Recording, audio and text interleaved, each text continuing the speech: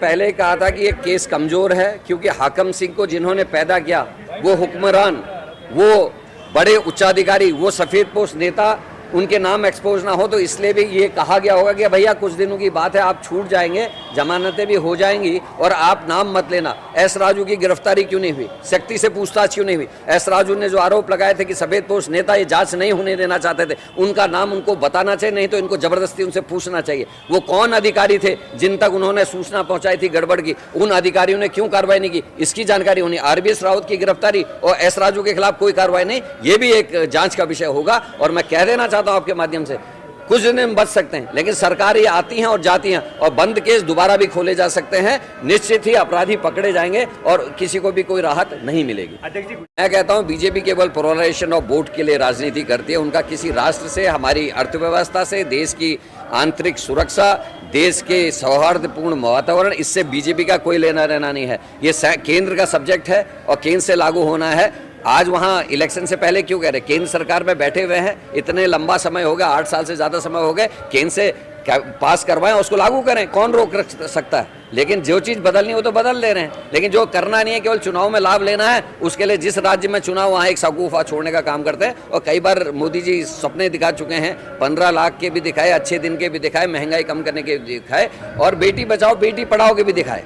Ankita Bhandari case सबसे बड़ा उदाहरण है, उसके अलावा यूपी का सेंगर केस है, कई और केसेस हैं। उसके अलावा महंगाई घटाएंगे वाली सरकार ने 83 रुपये का डॉलर पहुंचा दिया है, और गैस का सिलेंडर 1100 रुपये से ऊपर चले गया। प्लास्टिक के सिलेंडर आने वाले इनके मित्रों की फैक्ट्री में जो बनेंगे, उसकी आपको सिक्योरिटी 3000 रुपये देनी पड़ेगी। ये सारे ऐसे विषय हैं जिसको लोगों को समझना होगा, लोगों की जल्दी आँख खुलेगी, मुझे ऐसा भरोसा है, और आने वाला समय बीजेपी के लिए बहुत बुरा समय आएगा।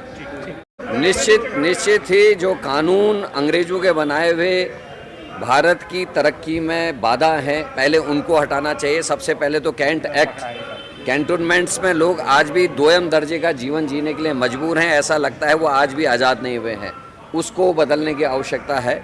दूसरा, बीजेपी को तो पहले अपने को बदलने की आवश्यकता है, क्योंकि अंग्रेजों के समय में अगर जिसने सबसे ज़्यादा हमको चोट पहुँचाई थी वो थी मुस्लिम लीग और RSS।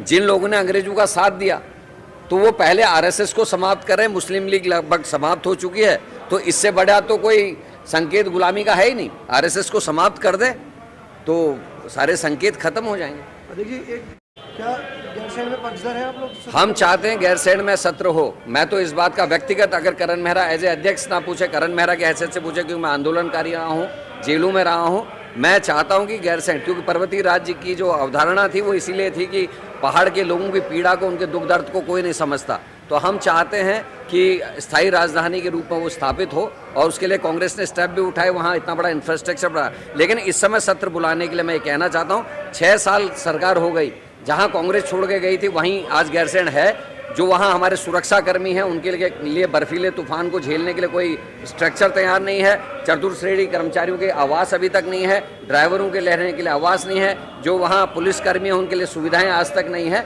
तो उनके लिए भी सुविधाएं करनी चाहिए। और अब तो आधुनिक भारत है, सोलर पैनल्स लगा के इत्यादि करके वहाँ उसको सेंट्रली हीटेड एरिया डेवलप किया जा सकता था, और वहाँ सत्र चलना चाहिए। और हम चाहते हैं कि पर्वतीय क्षेत्र की पीड़ा को समझने के लिए ज़रूरी है कि उसकी राजधानी ही नहीं, उसकी जो सत्र हैं वो पहाड़ों में हो, ताकि अधिकारी, कर्मचारी और नेता पहाड़ में रहने वाले लोगों का जो जीवन, कठिन जीवन है, उसको समझ सके और उसके अनुरूप हमारी नीतियाँ बन सके।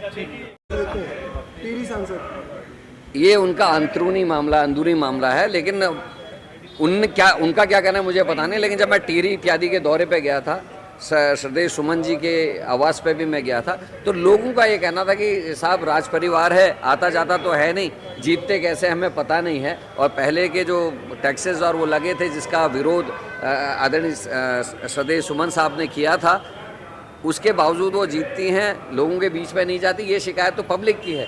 बीजेपी को तो ये बताना चाहिए उन्होंने टिकट क्यों दिया, और उनको उन जैसे व्यक्तित्व के लोगों को जो जिनका जनता से कोई सरोकार नहीं है, उनको केवल एक सीट बढ़ाने के लिए टिकट दिया गया या उनसे काम लेने के लिए टिकट दिया गया, तो बीजेपी को जवाब देना है। कुछ लोगों की ड्यूटी वहाँ लगी है, और जो स्वेच्छा से जाना चाहें, जैसे प्रीतम सिंह जी अपने लगे हुए क्षेत्र में जाते हैं और इस बार भी जाएंगे, आदरणीय नवप्रभात जी ने भी इच्छा जताई, वो भी जाएंगे। हम लोग भी आदरणीय धर्मानी जी क्योंकि हमारे सह प्रभारी रहे, उनके क्षेत्र में हम लोग भी जाएंगे और जैसा उचित लगेगा कि क्या क्या हम मदद हिमाचल में कर सकते हैं, हम निश्चित ही उत्तराखंड कांग्रेस उसमें तत्परता से काम करेगी। मुझे लगता है साजिश है, पहले दिन का डोजर चलना, अग्निकांड, उसका बिस्तर पूल में डालना और आज ये अग्निकांड, ये निश्चित ही कहीं ना कहीं केस को कमजोर करने की साजिश मैं मानता हूँ।